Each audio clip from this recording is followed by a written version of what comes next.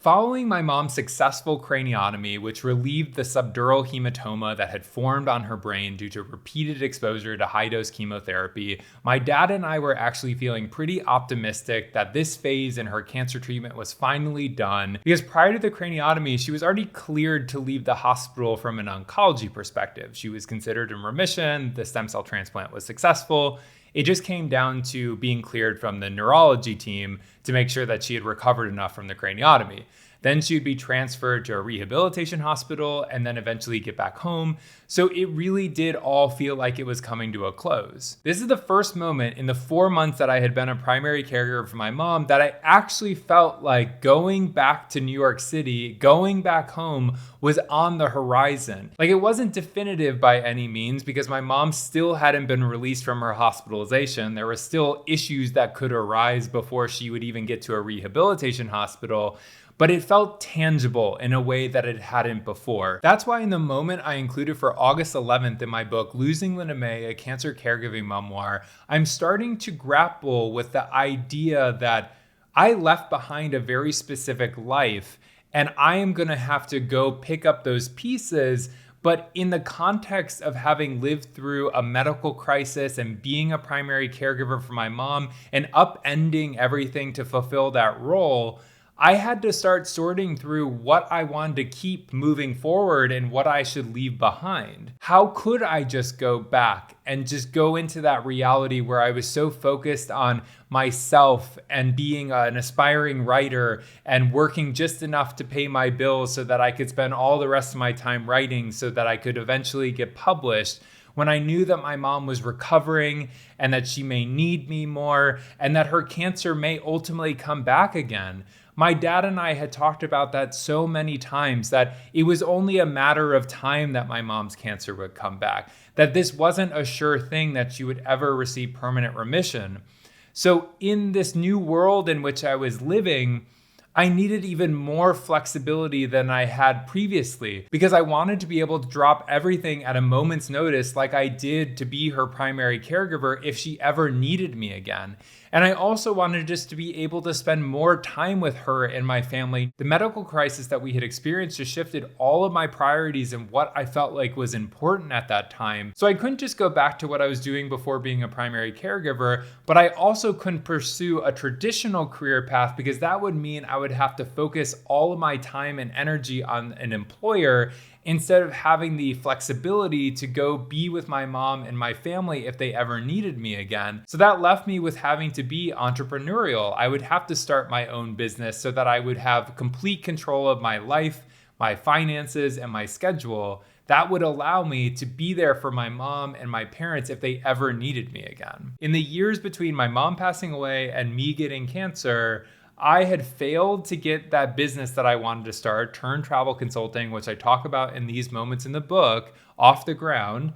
And that I also never got a literary agent or a book deal for Losing Linda May. So my publishing career that I had aspired to achieve was dead in the water as well.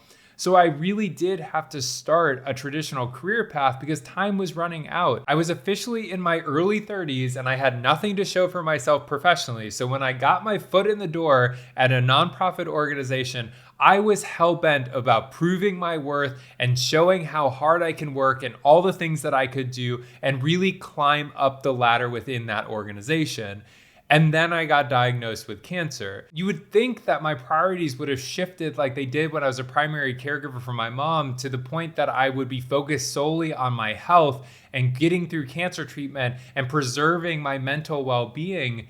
But no, because I was so focused on the future and that this cancer was a temporary thing in my life, that I felt like if I stopped giving 110%, that the momentum that I had been cultivating during my time at the organization would just start to fade away and I wouldn't keep getting promotions. So then on the other side of my cancer treatment, I'd be kind of stagnating. So I would have gotten over this major hurdle in my life, but I wouldn't have gone forward in any way. Having cancer certainly put all my day-to-day activities at work into perspective because as people are freaking out about an email or a miscommunication or something going wrong in the ecosystem of the organization, I'm sitting on the other end of it and saying, oh, well, at least you don't have cancer. At least you're not going through chemotherapy and suffering through all these side effects. But I couldn't disregard anything. I had to keep putting my best foot forward. I had to keep being professional. I had to keep just working so hard.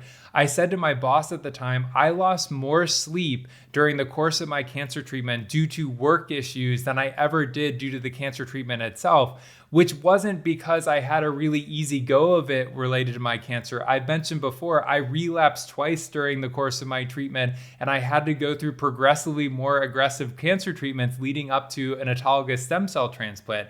It was not easy, but the priority I set was on the career on the other side of the remission instead of on getting to that remission itself. And it was ultimately successful. The risk paid off because I got another big promotion after I had recovered from my stem cell transplant, which is the position that I have now. And because of that position, I've been able to afford to self-publish Losing Linda May, a cancer caregiving memoir, and to produce all this content myself and to buy all the equipment for it.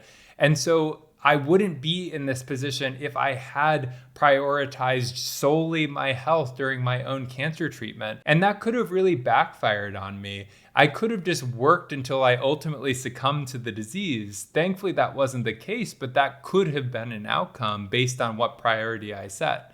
So we don't know what's ever to come in the future, and we can always put our best foot forward when it comes to what we are prioritizing, but there is still always going to be that unknown. There is going to be that uncertainty, even when we do decide on a priority. I'll be uploading the next video on August 13th, and I'll be talking about having the legal authority to make a life or death decision for your loved one while they're going through treatment. So hit subscribe, leave any questions in the comments. The link to my book is in the description, and I will see you all then.